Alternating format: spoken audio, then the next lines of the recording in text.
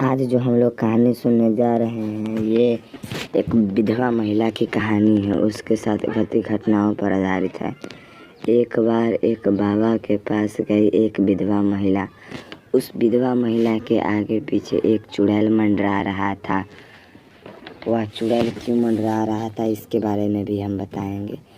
उस चुड़ैल का नाम था उल्टे पैरों वाली चुड़ैल। लोग उसे उल्टे पैरों वाले चुड़ैल के नाम से जाना जाता था।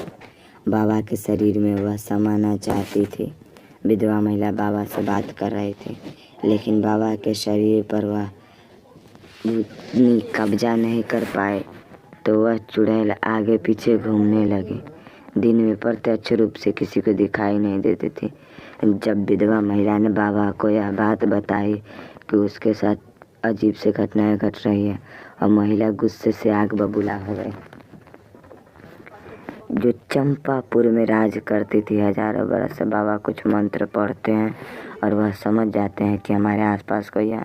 बाबा थोड़ी देर मंत्र पढ़ के फूंकते हैं, और जैसे ही फूंकने वाले होते हैं तब तक चुड़ैल वहाँ से अपना रास्ता साफ कर लेती है, वहाँ से निकल जाती है। बाबा को ऐसा करते देख विधवा महिला कुछ बोलने से पहले ही चुपचाप हो जाती। तभी बाबा बोलते हैं, हमारे आसपास भी वह मौजूद थी और मैंने कुछ मंत्र बोलकर उसे भगा दिया है। तुम ऐसा करो, तुम ज़्यादा सोचो मत। तुम्हारे साथ जो भी हो रहा है वह नियति का ही एक नियम है। जब महिला इतना बात सुनती है तो वह डर जाती है। वह कहती है, विधवा महिला क्यों परेशान थी। विधवा महिला मन ही मन सोचने लगती है, यह चुड़ैल मेरे ही पीछे क्यों पड़ी है, मैंने इसका क्या बिगाड़ा है, मेरा इससे क्या नाता है। यह सारी बातें सोचते हुए विधवा महिला घर आ जाती है, और वह घर में देखती है कि उल्टे पैरों चलने लगती है। कुछ देर बाद फिर वह सीधे चलती है, कोशिश करती सीधे चलने की, फिर उसे कोई उल्टे पैरों की तरह पीछे घुमाने लगता है। तो वह विधवा औरत समझ जाती है कि यह सब मेरी बहू का करतूत है। असल में वह चुड़ैल कोई और नहीं, उसी विधवा औरत का पतोह था। अपने पतोह के रहते हुआ बहुत सारा काम करवाता था, और एक दिन पतोह को मजबूर कर दिया मरने के लिए, इसलिए चुड़ैल अपना बदला ले रही थी। और एक दिन की बात है, जब घर में वह विधवा औरत कुर्सी पर बैठी होती है, अचानक वह पैर चलाने लगती है। कभी पैर चलाने लगती तो कभी बेहोश हो जाती है, फिर कभी अपने से ही उठ जाती है। यह सब देखकर वह फिर सीधे दौड़ने लगती है। कभी उसने ऐसा नहीं किया था। फिर वह कहीं खड़े हो जाती है तो कहीं कुछ मन में गुनगुनाने लगती है। विधवा औरत को कुछ समझ नहीं आता कि उसके शरीर के साथ क्या हो रहा है।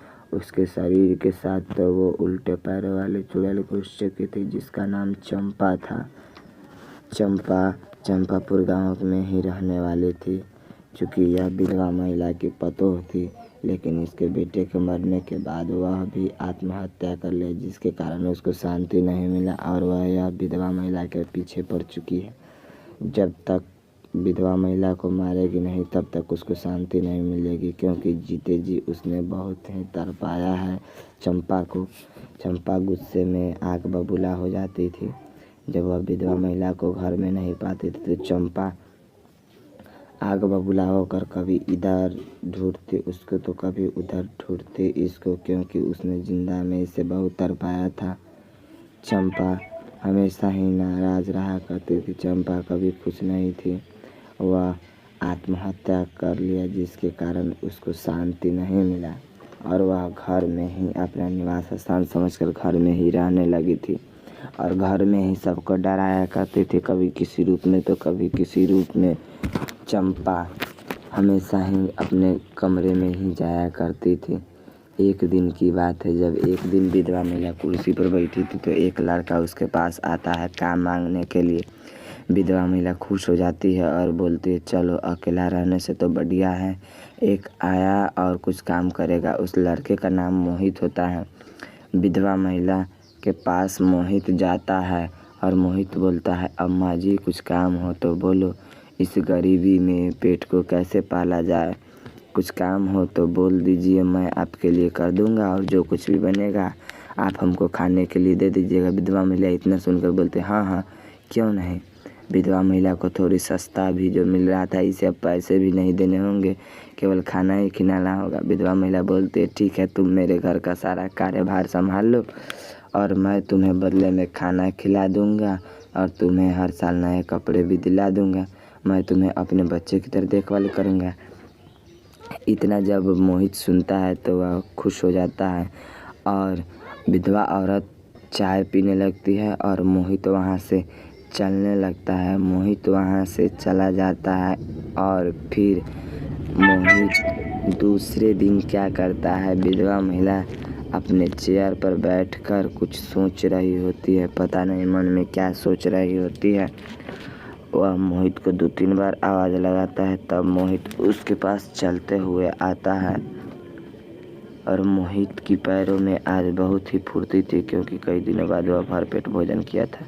विधवा महिला से बोलती, क्या है अम्मा जी, आपने मुझे आवाज़ लगाया था, क्या बात है, आप इतनी परेशान क्यों दिख रही हैं?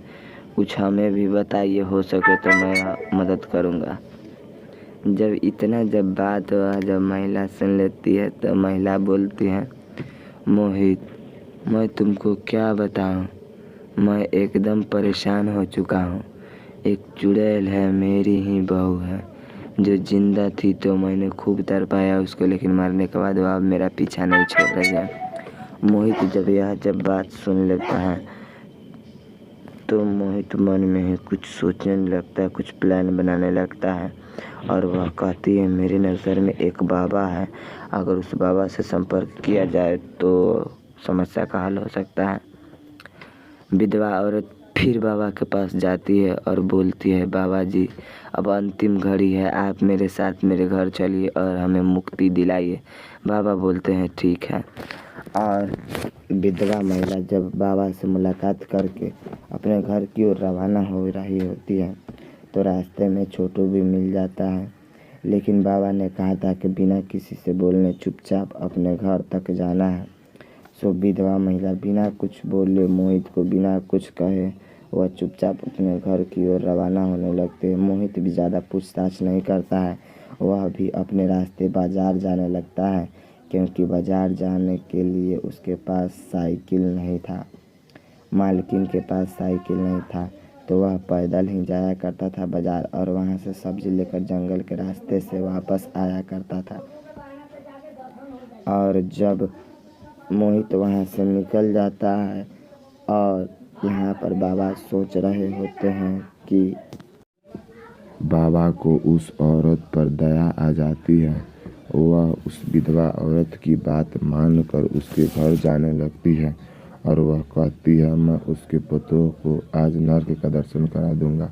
बाबा आज थोड़ी गुस्से में भी लग रहे थे। बाबा वहाँ से चले जाते हैं और मोहित जो बाज़ार गया हुआ था वह बाज़ार से वापस आने में बहुत ही देर कर देता है। फिर वहाँ पर महिला आ जाती है और महिला कुछ सामान के बारे में चर्चा करने वाली होती है। महिला जब वहाँ आ जाती है तो अपने बड़े बड़े कदमों से वहीं पर खड़े हो जाती है और आसपास में नज़र दौड़ाने लगती है। वह देखने लगती है कि उसके काम का क्या चीज़ है। तभी छोटू बाज़ार से वापस आ रहा होता है और बोलती है, क्या तुमने सारा सामान रख आया घर पे, जो जो ज़रूरी था? महिला इतना बोलती है मोहित से। तब मोहित बोलता है, हाँ मालकिन, मैंने जो जो ज़रूरी सामान था, आलू हो गया, भिंडी हो गया, प्याज हो गया, ये सारी सामग्री मैंने वहाँ पर रख आया है और सब्जी बनाने के लिए काफ़ी हो गया है। अब 2-3 दिन हमें बाज़ार नहीं जाना पड़ेगा। मैंने एक ही बार ज़्यादा सब्जियाँ ले ली हैं, जो अगली बार अभी हमें जल्दी जल्दी बाज़ार नहीं जाना पड़ेगा। मालकिन बोलते, बहुत अच्छा मोहित, तुम इसी तरह से मन लगा कर काम करते रहो, मैं तुम्हें साल में 2 बार और नए कपड़े दिला दूंगा। विधवा औरत यह सब मोहित को बता रही होती है और तब मोहित कहता है, आज क्या होने वाला है? मोहित मन ही मन खुश होकर कुछ बोलता है, क्या आप बाबा के पास गई थी? बाबा ने आपसे क्या कहा है? बाबा बहुत बड़े तपस्वी और ज्ञानी हैं। तब महिला बोलती है, मन ही मन थोड़ी देर चुप रहती है। विधवा महिला कुछ बोल ही नहीं रही होती है। मोहित की बातों का कोई जवाब नहीं देता है और बिना जवाब दिए ही वहाँ से निकल जाता है। और फिर एक घर के सामने मोहित झाड़ू लेकर आता है, क्योंकि मोहित बाबा के पास कुछ दिनों तक रह चुका था, तो वह सारा तंत्र मंत्र बाबा से ही सीखा था। वह मोहित बाजार से एक झाड़ू लेकर के आ रहा होता है और मन में कुछ फुसफुसाता है कि अगर यदि बाबा ना आए तो बाबा के द्वारा दिए गए मंत्रों का उच्चारण करके मैं खुद उस भूत को भगाऊंगा। और मोहित अपने घर के पास आता है और वह मालकिन को आवाज़ लगाता है, मालकिन क्या आप घर में हैं? मालकिन नहीं, यह सब क्या हो रहा है? कोई भी घर में नहीं है। ऐसा कैसे हो सकता है कि कोई भी घर में ना हो? मालकिन जरूर खेत में गई होंगी, नहीं तो बाबा से मिलने के लिए गई होंगी, नहीं तो अभी तक ऐसा हो नहीं सकता था कि कोई घर से बोले ना। मोहित थोड़ा और नज़दीक जाता है और वह आवाज़ लगाता है। किसी के ना बोलने पर मोहित सीधा घर में जाने लगता है। घर में जाने के बाद फिर वह खेत में भी जाता है, कहीं मालकिन खेत में ना हो, कहीं मालकिन को कुछ हो तो नहीं गया। वह घबराते हुए धीरे धीरे मन से धीरे धीरे अपने पाँव को थोड़ा तेज चलाने की कोशिश करता है, लेकिन नन्हे पाँव में जान का। बेचारा मोहित 8 से 9 साल का बच्चा था। वह मन में विचार करने लगता है कि अगर मालकिन को कुछ हो गया तो मैं कैसे जीऊँगा।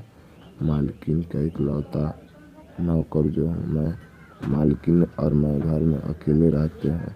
मन में मोहित के तरह तरह के सवाल उठ रहे थे।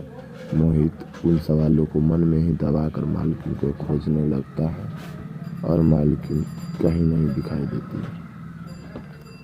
तब उस गांव में, चंपापुर गांव में, फिर से विधवा औरत की बहू उल्टे पैरों वाले चुड़ैल का आगमन होता है और चुड़ैल देखती है किसान के दरवाजे पर एक ट्रैक्टर लगा हुआ है और किसान का गेट खुला हुआ है, लेकिन कोई भी व्यक्ति उस घर में नहीं है। तब चुड़ैल बोलती है, आज क्या हो गया है सबको? कोई भी अपने घर में नहीं है और घर के दरवाजे खुला है। एक घर के दरवाजे के पास चुड़ैल खड़ा होकर अपने दिव्य मंत्र से देखने लगती है। ये क्या, ये तो घर में कोई नहीं है, सब लोग कहाँ चले गए हैं? चंपापुर गांव के लोग। और उल्टे पैरों वाली चुड़ैल सबको परेशान करती थी। जितने भी चंपापुर के निवासी थे वह सबको परेशान करती थी। चुड़ैल को लगता है चंपापुर के वासी चंपापुर को छोड़कर कहीं और चले गए हैं। गुस्से में एकदम आग बबूला हो जाता है। गुस्सा उससे कंट्रोल नहीं होता है। गुस्से में वह इतनी धुत हो जाती है, इतनी पागल हो जाती है कि वह आजू बाजू के गाँव में चली जाती है। लेकिन संयोग से आजू बाजू के गांव के भी लोग चंपापुर के गांव के लोग से विचार करके वह भी उनके साथ निकल पड़ा था। और फिर चुड़ैल को किसी के घर में कुछ नहीं मिलता है। फिर चुड़ैल हवा में ही कुछ सिद्धि मंत्रों का उपचार करने लगती है और फिर वह मन में कुछ सोचकर वहाँ से निकल